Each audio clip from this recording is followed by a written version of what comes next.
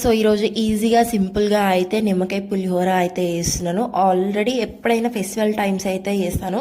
So ఈరోజు నాకు ఎందుకో తినాలనిపించి అయితే వేసుకుంటున్నా.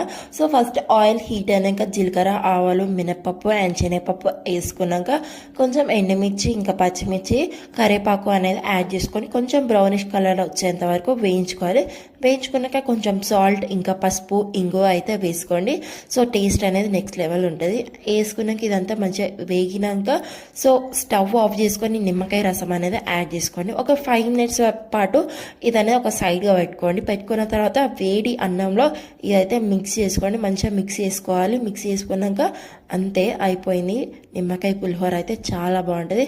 నాకైతే పచ్చళ్ళలో తినడం అంటే చాలా ఇష్టం. మీకు దీంట్లో ఇష్టమో నాకు కామెంట్ చేసి చెప్పండి. అండ్ వీడియో నచ్చితే కనుక like, share and subscribe to Sudhapani YouTube channel. Thank you for watching this video. Bye.